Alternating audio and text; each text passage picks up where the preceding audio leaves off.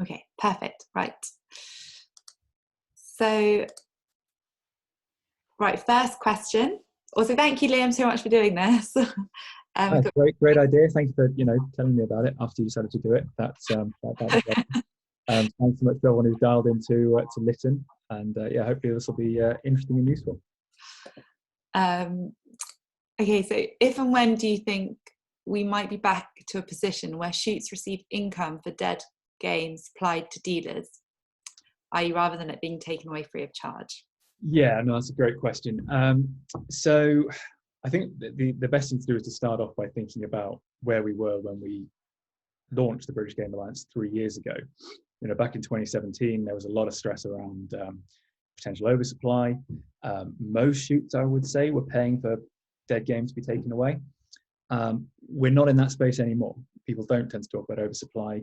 Most shoots aren't having to pay to have birds taken away. Some are receiving some sort of income, albeit not very much. So I think it's important to acknowledge that progress has been made in this space.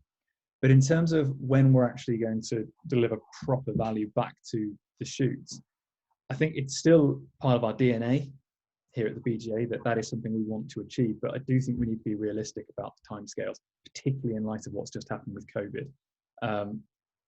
Over the last month, particularly as we've seen some of these more significant supermarket contracts, there has been a sense of trying to make sure there are actually enough birds to meet demand.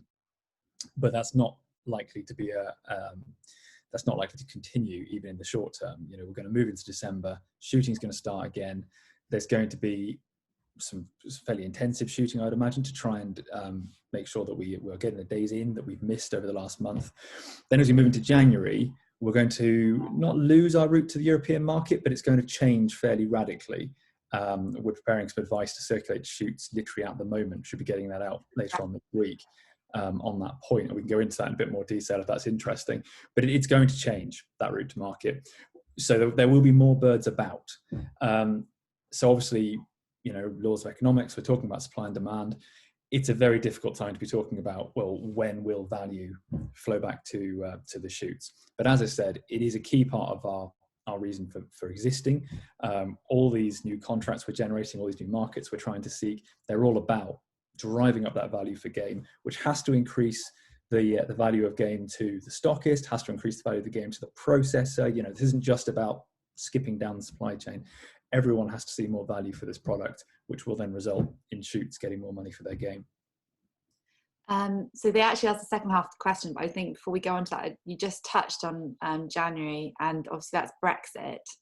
I know we're about to release but if you could just summarise what's going to happen to shoots and the game supply chain with Brexit. Yeah, sure. So we've been talking to DEFRA a lot about this over the last few months. Just today, they've signed off on the guidance note that we've written. We're collaborating with the Countryside Alliance to help us get the message out. The long and short of it, as far as a shoot is concerned, is we will no longer be able to just send birds in feather directly under the channel. So we know that is a route to market that is used. It's perfectly legitimate under EU regulations. That will not be the case come January. So come January, any birds, whether they are in feather or not, cannot be exported to the EU unless they have first gone through an approved game handling establishment. So that, and kind of as far as shoots are concerned, that's really all they need to know right now, because what this means is if at the moment that isn't your route to market, if at the moment they are going straight under the channel or over the channel, you need to do something new. What that something is will be to a large extent dictated by the processor that you as a shoot then go and speak to. So if your birds are going to continue to go to Europe, and potentially there'll be some coordination from European buyers on that, we don't know at this point, there are various things that will now have to be done that currently are not requirements. Things like needing approved hunter status on the shoot, segmenting the birds by the day on which they're shot, and from the processor's perspective, getting them signed off by an official veterinarian to provide an export health certificate. So all that stuff might have to happen, but obviously that's not your responsibility as a shoot to decide that. You may find a processor who wants to sell your birds domestically, in which case that stuff won't apply. So it's not necessarily a concern for the shoot to figure out all this new stuff. We will be working with our processors to make sure that they're getting the support that they need, and they will then be able to inform the shoots that contact them of what the requirements are for whatever market it is they're going to go out to sell those birds to. So what we'll be doing at BGA is just kind of facilitating that transfer of information. If any shoot needs help finding a BGA registered processor, we again can kind of help with that flow of information, let you know who those people are, how to speak to them, and they'll be able to advise you as a shoot of their requirements and whether they can take your game, and if so, what they're going to need you to do. Yes, and we will be posting that up on the website this afternoon. Yes, yeah, of course. We just had DEFRA approved, haven't we? So yeah, so I'll get up as soon as we can. So the second half of that original first question, sorry before I interrupted with Brexit, said, what do shoots need to do to ensure they give themselves the best possible chance to be paid by dealers for dead game?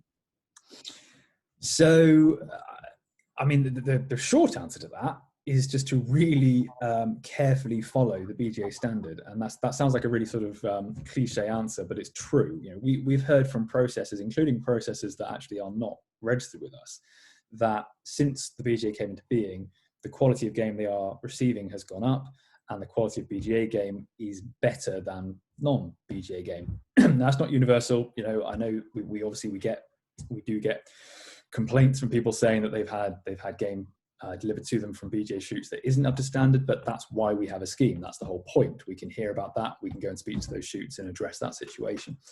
And so that's brilliant. So, you know, that's what we're trying to do. And this does also come back to your question, or rather the members' question about how we're going to get value back into birds. You know, it's just not right to think that processors are sort of taking loads of value out, and that's why the shoots aren't seeing it. They have to contend with wastage and all sorts of expenses and costs. And the more that the shoots can do to get that cost down, the easier it will be for eventually, you know, we are talking quite some time, for value to flow back down the supply chain to the shoots for their shot game. And that's all about treating game as food from, you know, literally when you're ordering poults. It's about not ordering strains of pheasant that are too small to produce a decent table bird. Certainly it's about shooting birds with half an eye to making sure that the product being produced is not, there's not a load of wastage. Once it's been shot, once it's hit the ground, instantly that is now meat. It needs to be treated as such. It needs to be put on the game trailer, you know, nice and spaced so it can cool down. It needs to be chilled quickly. Everything that we know that's in the standard, that's what's important in terms of getting that wastage down, increasing the value to the dealer, and then in the long term increasing the value to the shoot.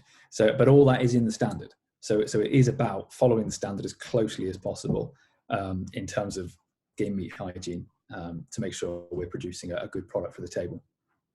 I think we also, we've got some documents actually that show how to like lay your game out and stuff that go set alongside the standards, just as something that's a bit of a helpful extra if anyone ever wants us to send that across. You know, if I'm sure most people who are our members know how to look after their game, but this actually leads quite nicely into the next question. What is the future for shooting with the demand for lead-free shot game from retail and the lack of appetite for cartridge manufacturers and shoots to move over to lead-free? Oh, it's a punchy one. That is a punchy one, but I mean, yeah, this has obviously been a really hot topic in shooting in 2020. Whenever we had a time to stop worrying about the coronavirus, we would worry about lead. And it's fairly easy to see why. You know, this is a fairly seismic shift. We at the BGA have always been driven by the end user. And to be honest, by the end user, what we really mean is stockists, major multiples, supermarkets. You know, we can all kind of debate whether this is actually being driven by public demand. Do the public care about whether there's lead in game? Does the science hold up? You know, is this something that politically we need to do? These are all questions that are regularly debated by everyone in game shooting, and everyone's got a view on what the organisation should do about this. I think we at the BGA, we've got a slightly more straightforward approach, because our job, you know, we've got this threefold mission: this promote, develop, assure. The promotion bit is all about getting as much game meat as possible into supermarkets and other large stockists and outlets. Those guys do not want lead in their product. It's as simple as that. You know, we saw that video the Game Conservancy put out recently, the chat from Sorry? With John Gregson. Sorry, John Gregson. Yeah, exactly. Explaining why Waitrose in future would not be taking lead shot birds, and that's the way it's going. So we at the BGA, we're not driving it. We're not trying. We're not pushing lead free. What we are doing is trying to help our members and help the shooting sector get ready for something that is coming. And so to come back to the question, I can't quite remember exactly how it was phrased, but there was something in there about lack of appetite. I don't really recognise the lack of appetite. We've got major cartridge manufacturers, at least 4 I can think of off the top of my head, producing steel ammunition that can go through most guns. I think there's at least 1 load out there that will go through an Old English side-by-side if the chokes are opened up. The development is happening. The products are there. They're not there in the quantities. I think this is the really important thing, and this is the other part of our role. We at the BGA, we kind of stand in the middle, in between the shooting community and the stockists and the major multiples and what have you. And we can say to the shooting community, look, this is what's happening. This is what you need to get ready for. Equally, we can be saying to the supermarkets and the stockists, there's just not enough of this stuff out there yet. This lead-free ammunition that can go through the guns that we're using to harvest pheasants. There's not enough out there to meet all of your needs. So, we need to kind of give that message equally in both directions to make sure that both sides are working together towards where we need to end up, which is essentially a lead-free product. So I think that there is the appetite out there. People are beginning to adopt it. There's been loads of stuff in the shooting press recently about people trying these loads, finding they're really effective. It's a cultural shift. I think it is going to happen fairly soon. And I think we're going to be needing to source lead-free birds to meet certain contracts as of next season. So what's that, 21, 22? I think we all need to be prepared that that's something that certainly we at the BGA are going to need to start working on for our stockists and working with our members to make sure we can actually do that, just to make sure we are maintaining that supply of birds into the public food chain. Yeah, I mean, we do actually have some shoots that are totally steel shot already, which I think is great. They're totally ahead of the trend. So yeah, we do. And again, it's a difficult one because which is brilliant. And we put out something back in the summer asking for shoots that are fully either are or are considering being fully non-lead, fully lead-free, to let us know. Not because we're trying to drive that, not because we're trying to push that, but because that's something that we're being asked by our end users. And I suspect that next year, in the build-up to 2022, we will get a lot more people saying to us, can you source us lead-free birds? And that's what we need to work out, is how do we at the BGA, how are we going to say with confidence, yes, we can, and this is where you can get it from. But that's the next stage of development in this debate. I suppose this links to the next question. What are the main challenges facing the BGA over the next year, and what do you think of the solutions? So, main challenges. That one we've just discussed is certainly a big challenge. It's how are we, as given our role, how are we going to navigate this issue around lead? I think up until, let's kind of take the government at their word here. We reckon April is going to be when there's going to be, is it 75% of the population vaccinated, and the pandemic will, to some extent, be behind us in terms of its immediate impact. Well, April is still a little ways off, So I think we need to be prepared for a bit more uncertainty. 2020 has all been about being fairly reactive, which I think we've done pretty well. We're quite a nimble organisation, and I think we've spent a lot of time informing government of the needs of our sector and informing our sector of the needs of government. I suspect there's going to be a bit more of that. Will there be a third wave? Will we get to April without further restrictions? That's the sort of stuff that we need to that we're going to need to navigate again. But at least at this point, we've got the lines of communication in place, and I think we know what we're doing. But touching wood, an April vaccination date should mean a fairly secure 21-22 shooting season. So we can start getting ready for that, which is brilliant. So we've spent 2020 trying to get game into the home. It's obviously Great British Game Week at the moment. That's our emphasis because that's where everybody is. So that's what all our work has been about. So we've had these fantastic successes with Sainsbury's and the Co-op, giving people, and all our online stockists as well, giving people access to game at home. hopefully next year we can start thinking about, well, how are we going to diversify this audience? We've got two really exciting new outlets which we're going to be talking about in the new year that are like really exciting. They're new people eating game in fairly substantial quantities, and that's going to be the space in which we're going to be operating, trying to find new audiences to build on what we've done this year. So that's going to be the next challenge. And then finally, and probably more pressingly in terms of, there's only a month this year left, but we need to be working on this now. The other big challenge is going to be around assurance. And what do we want as a shooting community in terms of our shoot assurance?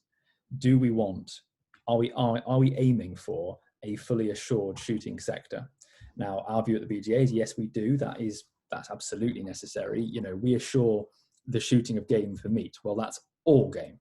If you're shooting game, you're eating it. So as far as we are concerned, assurance should be a thing that people can access in that space.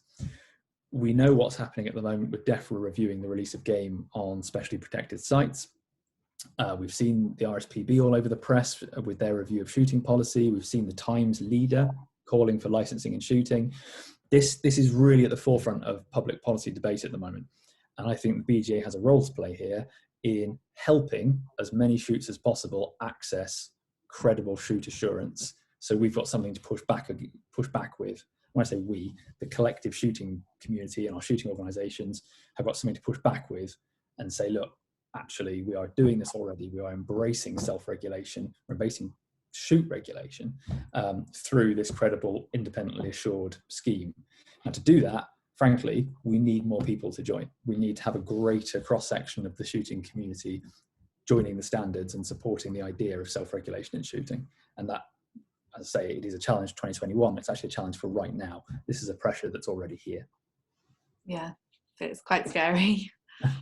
I think also I just would like to, I think having the audit as well, lots of people think it's sort of to hang you out to dry, but it's not at all. It's all about, okay, you've got one or two things that aren't quite in line with the standards, that's not a problem. I think that's a message that it's quite hard to get across, because when you hear an audit, you're like, oh, that sounds quite scary. So no, absolutely. And without wanting to sort of create a huge list of things we want to try and achieve next year, I think you're right. Getting more sort of buy-in to the audit part of what we're doing, getting people kind of wanting to have these auditors to come along and have a look and give the feedback and help people meet the standard, which is really what it's all about. Equally, we need to have another look at the standards. So I'm quite keen to get some new structures in place around that, around reviewing the standard, making sure that it's doing what we need it to do without being too excessive and too bureaucratic. So that everyone is reaching the standard that we as a whole shooting community, this is always based on the Code of Good Shooting Practice. It is the agreed standard for game shooting.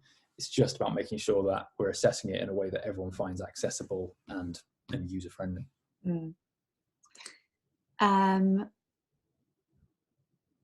Sorry, I've lost my place.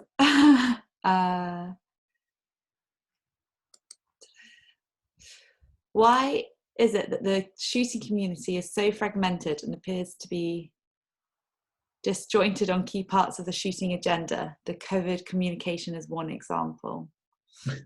Sorry. Right. Okay. Well, to pick up on the COVID communication one, I would not put that at the feet of a fragmented shooting community.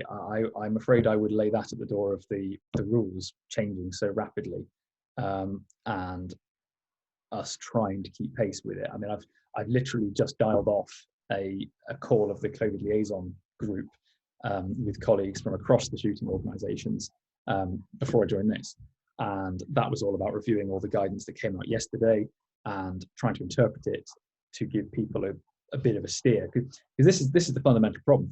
Everyone, our members are shoots and game farms. Our shooting members are trying to plan days for December. And the amount of confusion over this 2nd of December date and whether or not you can arrange a shoot on that day it's been an absolute nightmare. So I'm not surprised that people think that this is sort of I forget the wording of the question, but there's some kind of fracturing between the organisations. That's actually not what it is. It's about trying to interpret the regulation. And so to give a little kind of insight into this, we have the guidance that appeared yesterday. So on the call we've just had, we've been through the guidance and we're trying to decide, well, what can we actually say to our members so they can usefully plan next week? Because the actual regulations with the laws that will underpin this won't appear until Thursday at the absolute earliest. And obviously people, they need this information now. So I think our attempts to respond as quickly as possible possibly give the impression that we've got slightly different positions when actually we don't. We are trying to agree and coordinate very much what we're saying on this because it's too important for us all to take different positions. Yeah. It's been, I know you and I have sat for a long time trying to work out legislation and things that just wasn't clear. And I've had massive personal fights on Twitter with people. Yeah, well, it doesn't help when the guidance contradicts itself and legislation says X and the guidance says Y, and there has been a bit of that. And, you know, it's cut the government a bit of slack, I suppose. This is new to them as well, and they're working at 1 million miles an hour, and shooting is our livelihoods and our lives, and it's one thing to them amongst many things they have to resolve. So it's challenging all round, but we're doing our best to keep the communication clear.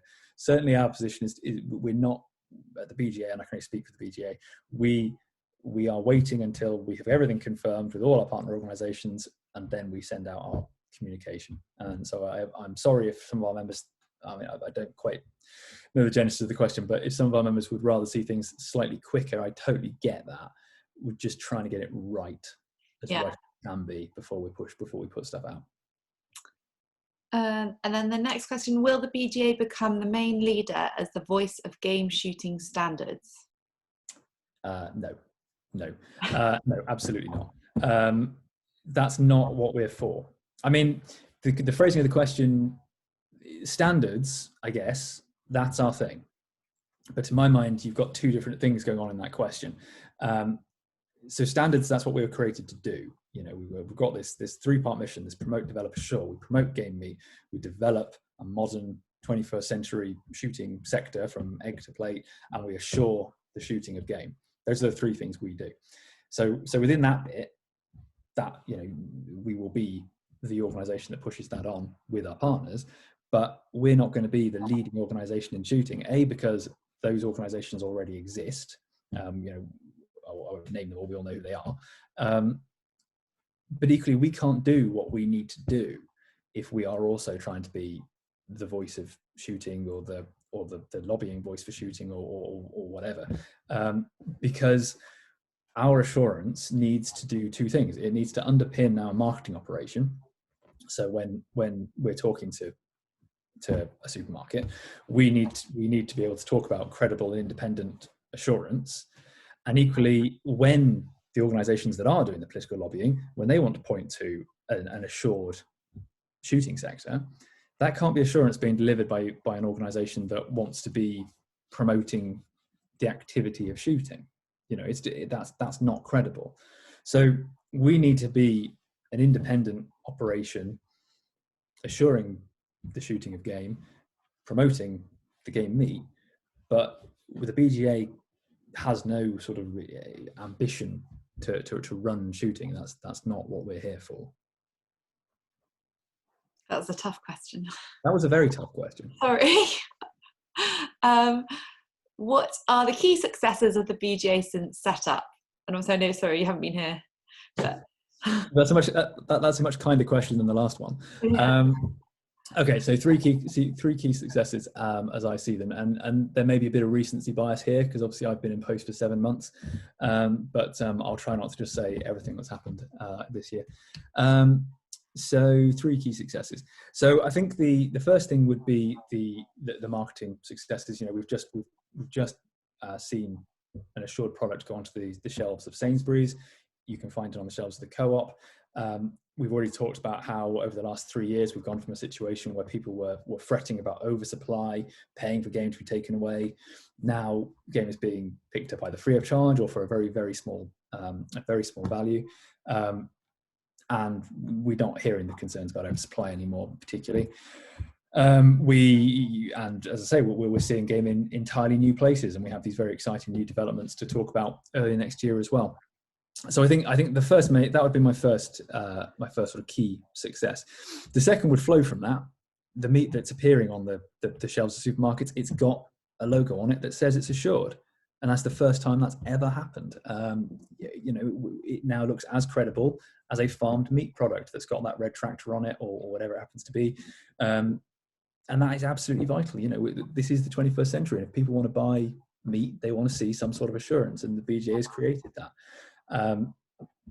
to a level of credibility that it's being accepted by such major outlets. So I think that is a huge thing.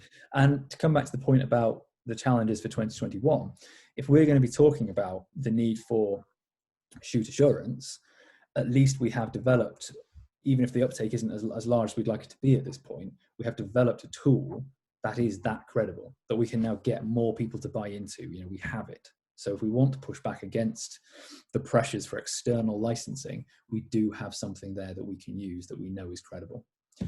So my second thing, so marketing success is the creation of the of independent assurance. And then I think the third thing, and I appreciate this is quite a recent one, is the development of our relationship with DEFRA.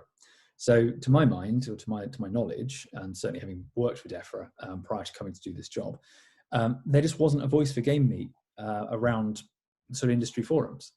And again, we talk about game meat, we're talking about everyone who shoots game here. But there's industry forums that sit down with officials to talk about policy issues that are going to affect their sectors, and everybody would be there except game. And now we're there. So the BGA is a member of two regular meeting groups that are looking to get through Brexit, to get through COVID, and we are able to voice the concerns of our sector, and we're able to answer questions on behalf of DEFRA. And more informally, we get questions from our members, from processors, from stockists, from shoots, about things that are concerning them, and we've been able to get answers within a day from relatively senior officials, and that's just not a facility that game shooting had historically, and now we do. So I think that's been a very key success. Having been at the BGA since the beginning, the relationship with DEFRA I found the most exciting part of being, watching the BGA grow and actually being taken seriously as, alongside all the other meat organisations. I just think it's fantastic, and it's so excitain. How do you feel that way when you I was the person who cried when I saw the logo on the Sainsbury's shelves. So I realised that I take this all very personally, but yeah, I think the DEFRA thing is so important. Oh no, this is okay now. Why have the BGA, BASC and CA? Surely one effective body should suffice. Oh, right. So, okay, I've heard this quite a lot, and I'm actually fairly militant on my answer to this, because I just don't accept the premise. And I didn't accept the premise before I went to work for DEFRA. I definitely don't accept it now. So there's a couple of reasons for that. First one is, when you look at the conservation, let's call them the green movement, because shooting is conservation, and we all know that. Everyone on this call knows that. But hopefully everyone knows what I mean when I say the green movement. They do not have one organisation. They have tens and tens of organisations. Google the Green Alliance and look at every organisation that's a part of that. Now, they're quite good at operating with a voice, which is the Green Alliance. So I kind of accept that point, that a kind of coherent voice is useful, but they're not all one organisation. And so that means two things. One, there's lots of seats around the table for their many organisations. And two, when they do all feel the need to speak as the Green Alliance in one sort of coherent voice, it looks really credible because it's 40 odd organisations backing up one position. And I don't actually think that if you merged all these shooting organisations into one, that it would be that effective. You'd go from 4 or 5, 6, 7, 8 seats around the table to 1 seat around the table. So I think just from that really kind of simplistic, pragmatic position, I don't really accept the premise. Equally, I think there is a role for specialisation. I think of the organisations that were just mentioned there, and you can add so many more organisations to that, and I won't do the list in case I forget somebody and cause offence, but we've got all these different shooting organisations who all specialise in different things, whether that be politics and lobbying, science, representing gamekeepers, representing the moorlands. You know, there is a real role for specialisation here. That these organisations all have something that they are extremely good at. So with the BGA, we spend all our time working on that three-part mission. It is all about promoting game meat, developing the shooting sector, and assuring the shooting of game. And that's what we do. Or that's what we spend all our time on.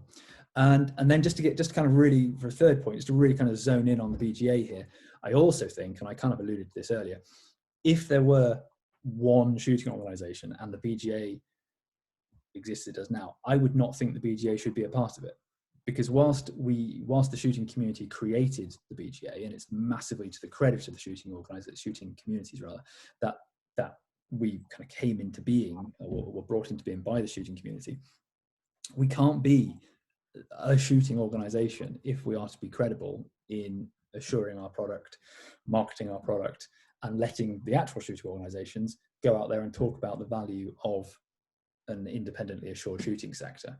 You know, you couldn't have this hypothetical one big shooting organisation doing that. I don't believe, because it just wouldn't be credible as independent assurance. So you just touched on sort of the BGA coming into being there. And I think probably a lot of people who are our members don't realise that you were sort of quite integral to sort of helping the BGA sort of get off the ground. Do you want to explain a little bit how you helped? Yeah, I mean, if that's interesting, I think the way you just framed it is exactly right. I helped get it off the ground, in so much as my view of its kind of genesis and its creation is it grew out of shooting. It grew out of our community as something that everyone recognised was necessary. There was loads of different people involved. At the time, I was head of campaigns at the Countryside Alliance. The Alliance is and was very, very supportive, and so yeah, I did a lot of the writing, a lot of the PR, a lot of the preparation of the initial standard, and I've always been a huge supporter of the idea of a fully assured shooting sector and a vibrant game meat market. So yeah, I've been a believer in the BGA since before the BGA existed. So it's a real privilege to be doing what I'm doing now. It's very nice to have you as part of the team now, the official team. Right. Any advice as to how we can best prepare and market our own shot game to guns and visitors to the shoot and estate? And then in brackets says, i.e. in terms of backpacks, labels, branding, etc. Okay. So I suppose the first thing on this, which is actually really dull but really important, is some of the rules around this are probably going to change, currently subject to consultation, but just the way that the question was phrased caught my ear slightly, that we're talking about marketing, and it sounds a little bit like we might be going beyond the kind of giving a brace of birds in feather to the guns type situation. So under the current wild game guide, you can give away birds in feather without anyone being, as in to your guns, not to anyone else, without anyone wanting you to do any sort of paperwork. In future, unless those birds are literally going into your direct household, you're going to need to register with your local authority as a food business. Certainly, if you're going to be sending birds away to be processed and getting them back, and then again, to use the wording of the question, marketing them, I would suggest you probably already need to be doing that. Needs to be getting registered as a food business. So that's the first slightly boring bit. More generally, I think anything creative has got to be a good thing. I mean, if you're doing this, if this is part of your model and you're a BGA shoot, absolutely get in touch with the office and get yourself some BGA logos to put on your product. You know, hopefully it's going, if you're using a BGA processor, they can also help you with that. But that would be the first thing I would say. And then anything you can do to get away from the bird in feather towards something that people can readily eat, I think has got to be a great move. So whether that's getting it processed into pies or sausage rolls or whatever it is, I think anything that you can do to kind of add value and encourage people to eat it in different and more diverse ways, and then whoever your guns can potentially share it with their friends, you know, that's got to be a big part of the future. And I know this is one of Louisa's things, so she can't hear me because she's all the way over there and I'm here, but I would also say on packaging, as little plastic as possible, please. We're talking about how sustainable game is. We absolutely have to be kind of carrying that through into our packaging, as well as our messaging around how we produce it and harvest it. Yeah, I agree. And I think we kind of lost, the days of just taking birds home in the feather. So many people are driving back into cities where, I know, friends trying to process on their back, do the bird on the balcony has not gone down well with their neighbours. So things like sausages, can go in the freezer if they're too busy that week and stuff like that. It's always great. And thank you for mentioning no plastic. This goes on to, have relationships improved with the processors? Our relationships with our processors are really strong at the moment, I think. I've met with, well, certainly everyone that wanted a meeting, which I think is the majority of our registered processors, and it's been really productive. It's been a really good year in terms of working with them. Over the glorious 12th, we worked with our guy, Mac and Wild, on our grouse restaurant kits, which went out an absolute storm, and the media PR work on that was really strong. And we couldn't have done it without our processor partners. Similarly, this week, obviously again, Great British Game Week, we've got Brayhead doing their Cook School Curry Night, which again, we've collaborated with them, we've promoted that. There's been loads of stuff like that. We're working with loads of different processors on loads of different projects, and I'm obviously not going to be able to name them all. But my sense is it's a really productive relationship now. We're just really keen to make sure that anything that is collaborative, everyone's kind of involved in the messaging, everyone's involved in the execution of the projects, and they're genuine collaborations, because at the end of the day, that's what we're here to do. We're here to improve, and well, I was going to say trying to improve their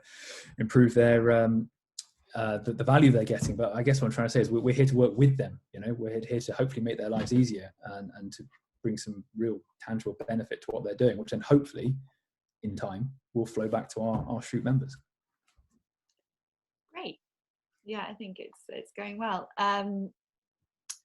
We have got one question come through, but it's sort of, I think, been answered. Yeah. Great to know more about your plans for early 2021, but I think you answered that earlier. I don't know if anyone else has questions they'd like to type in now. I have a question from me. What are you going to be cooking for the rest of game week?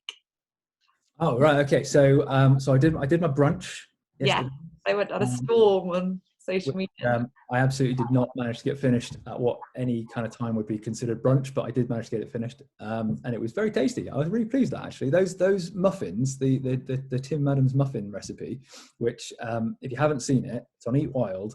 It's under the pheasant sliders, which is like a mini burger jobby, but he does it with these muffins that you cook in the pan, and they're brilliant. They are so good in terms of like really easy baking. It's not baking, is it? Because it doesn't go in the oven. But I don't know. Is that a definition of baking? Yeah.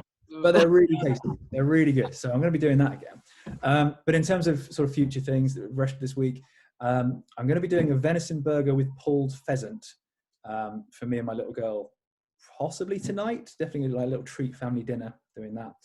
And what else have I got planned? The pheasant tortellini. I've got some pheasant tortellini in the freezer. I'm going to cook that. Yeah.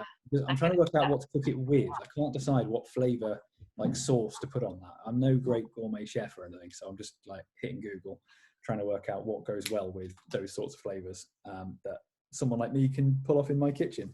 So at some point this week, I'll be doing that. Great. Those are my next two challenges. Yeah, I think I might try the tortellini tomorrow, but with some mushrooms or something. Have a think. I'll wait till you've done yours then, and no. I might be I'll adapt accordingly. Brilliant. Well, thank you so much. I don't think there are any other questions, but that's been very helpful. And obviously, as our members, if anyone does ever have any questions, always contact the office. But always, even if you think it's something silly, it actually might be really important. So. Yeah, absolutely right. Always delighted to hear from members and answer questions and hear their feedback. And yeah, any views they have on the future of the BGA and how we need to be moving this forward, always gratefully received. Perfect. Thank you so much for your time, Liam. No problem. Bye-bye. Bye-bye.